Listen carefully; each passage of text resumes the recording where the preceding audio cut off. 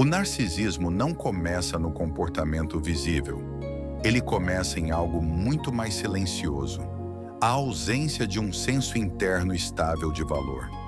Diferente do que muitos pensam, o narcisista não se sente grande por dentro.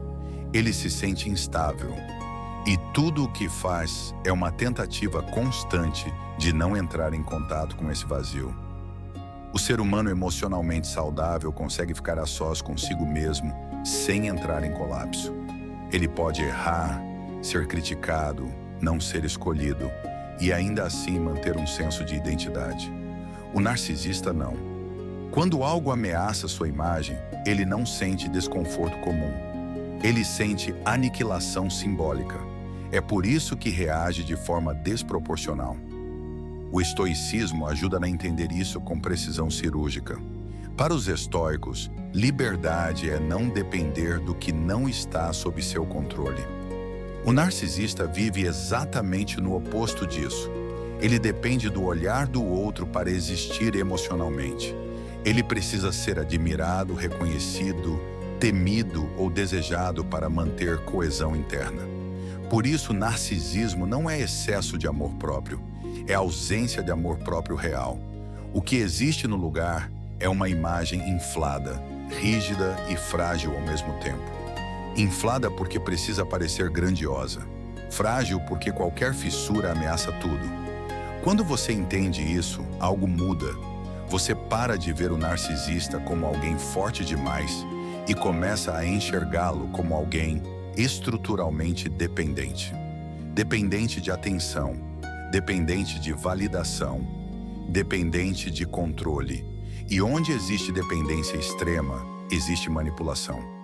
O narcisista não entra em relações buscando troca genuína. Ele entra buscando regulação emocional externa. Ele precisa que alguém funcione como espelho constante, confirmando que ele é especial, superior ou indispensável. Quando isso acontece, ele se sente momentaneamente estável. Quando não acontece, ele reage. Esse padrão explica por que o narcisista pode ser encantador no início. Ele não está fingindo conscientemente. Ele está em modo de captura. Ele precisa garantir a fonte de validação antes que a realidade o alcance. No início, tudo parece intenso. Conversas profundas, atenção constante, elogios exagerados, promessas rápidas. Isso não é amor acelerado, é necessidade acelerada. O vínculo precisa ser criado rápido porque o narcisista não sustenta intimidade prolongada sem controle. Os estoicos diriam que onde há pressa emocional, há desequilíbrio. Relações saudáveis se constroem com constância, não com explosões. O narcisista inverte isso. Ele cria um pico emocional para garantir dependência. Quando o vínculo está estabelecido, algo muda. A atenção diminui, a crítica aparece, a instabilidade começa, e você, confuso, tenta recuperar a versão inicial da relação. É exatamente aí que o vínculo se aprofunda. Você passa a se adaptar, a medir palavras, a se explicar, a tentar evitar conflitos. Sua atenção sai do seu eixo e começa a orbitar o outro. E sem perceber, você entra em um jogo onde sua paz depende do humor de alguém emocionalmente instável. O estoicismo alerta há séculos sobre isso. Quando você entrega sua tranquilidade a algo externo, você se torna escravo disso. Não importa se esse algo é dinheiro, status, prazer ou uma pessoa. No caso do narcisismo, o que aprisiona não é a pessoa em si, mas a confusão emocional prolongada, a ausência de clareza, a sensação constante de que algo está errado, mas nunca fica claro o quê. E aqui está um ponto crucial. O narcisista não busca resolver conflitos. Resolver exige igualdade emocional. Ele busca manter vantagem psicológica. Enquanto você tenta entender, ele controla. Enquanto você se culpa, ele se preserva. Os estoicos chamavam isso de perda da razão. Não porque você enlouqueceu, mas porque sua atenção foi sequestrada por algo que não depende de você. E sempre que isso acontece, o sofrimento cresce. Nesta primeira parte, a coisa mais importante a entender é esta: o narcisismo não é sobre você, mas ele só funciona quando você começa a duvidar de si. E é exatamente aí que a saída começa. Uma das perguntas mais comuns de quem se envolve com alguém narcisista é simples e dolorosa: se é tão ruim, por que eu não consigo sair? Essa pergunta carrega culpa, vergonha, autocrítica.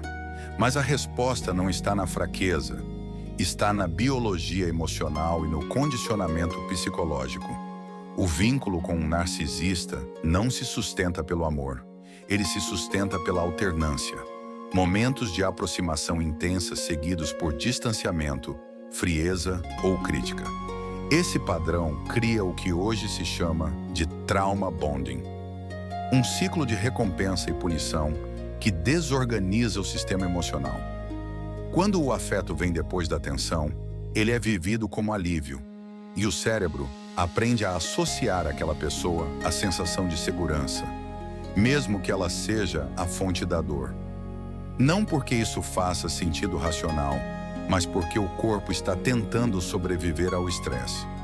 Os estoicos não tinham linguagem neurocientífica, mas compreendiam perfeitamente o mecanismo.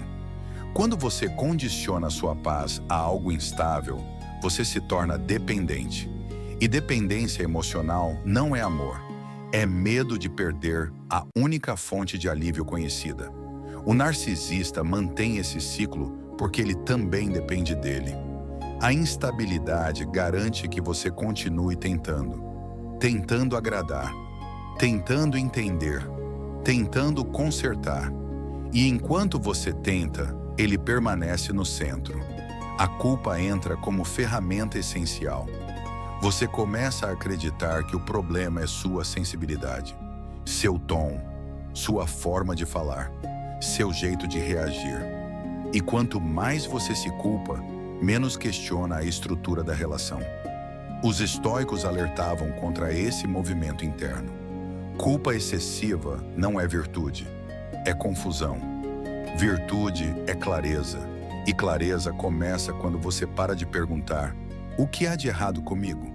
E começa a perguntar: essa dinâmica é saudável? O trauma bonding cria uma distorção profunda.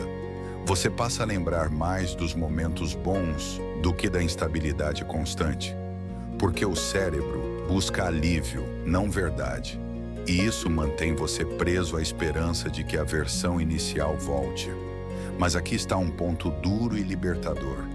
Aquela versão não era sustentável. Ela não era real no sentido profundo. Era um estado inicial criado para formar vínculo. O que veio depois revela a estrutura verdadeira. Os estoicos ensinavam que a realidade se revela no tempo, não no início. O caráter aparece na constância, não na intensidade. Enquanto você espera que a pessoa volte a ser quem foi no começo, você permanece presa a uma ilusão. E ilusão prolongada é sofrimento prolongado. Romper esse vínculo não é um ato de força repentina. É um processo de retirada gradual de investimento emocional. Menos explicações, menos justificativas, menos tentativas de convencer. Cada tentativa dessas reforça o ciclo. O primeiro rompimento não é externo, é interno. É parar de negociar sua dignidade emocional. É aceitar que você não vai receber fechamento, pedido de desculpas verdadeiro ou reconhecimento honesto. Esperar isso é continuar presa. O estoicismo ensina algo profundamente desconfortável, mas libertador. Nem toda ferida será reconhecida, nem toda injustiça será reparada. E insistir nisso mantém você no jogo. A saída começa quando você aceita perder a narrativa para ganhar a si mesma. A maior armadilha ao lidar com o narcisismo é acreditar que a saída precisa ser explicada, compreendida ou validada pelo outro. Isso não é verdade. A saída precisa ser apenas sustentada por você. O estoicismo oferece uma rota clara, embora exigente.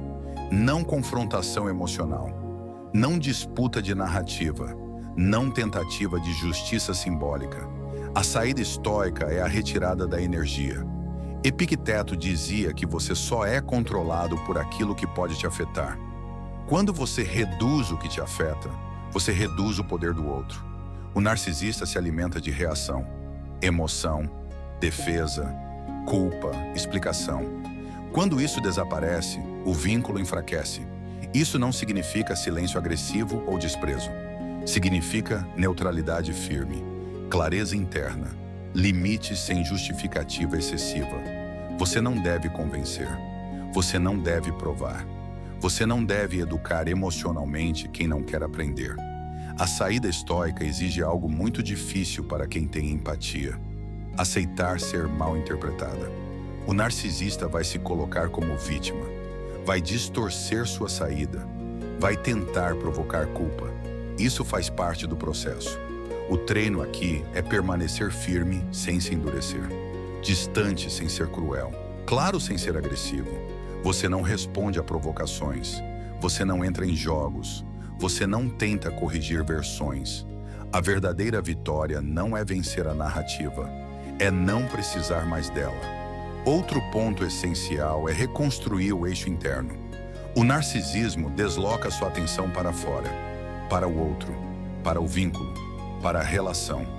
A saída exige o movimento oposto, retornar para si. Os estoicos praticavam isso diariamente. Revisavam pensamentos, observavam reações, recolhiam energia desperdiçada. Eles sabiam que a paz não vem de controlar o mundo, mas de governar a própria mente. Você começa pequeno, recuperando hábitos, reorganizando rotinas, retomando decisões simples sem pedir validação. Cada pequena escolha autônoma enfraquece o vínculo antigo. Com o tempo, algo muda. A confusão diminui, a clareza retorna. O silêncio deixa de ser ameaçador e você percebe algo importante. Você não perdeu aquela pessoa, você se recuperou. O narcisista perde interesse quando não encontra mais reação. Não porque você venceu, mas porque o jogo acabou. E quando o jogo acaba, a paz começa a reaparecer lentamente. O estoicismo não promete felicidade constante, promete liberdade interior. E liberdade interior é não depender emocionalmente de quem não pode oferecer estabilidade. Encerrar esse processo não é esquecer o que aconteceu. É aprender com ele sem se definir por ele. Você não se torna fria, se torna lúcida. Não se fecha, se fortalece. Se inscreve no canal para continuar recebendo nosso conteúdo. Comenta o que isso despertou em você e compartilha com alguém que pode precisar ouvir isso também. Estamos juntos nessa caminhada. Antes de encerrar, fica a pergunta mais importante de todas. Você quer ser compreendida ou quer ser livre? Essa resposta define o resto do caminho.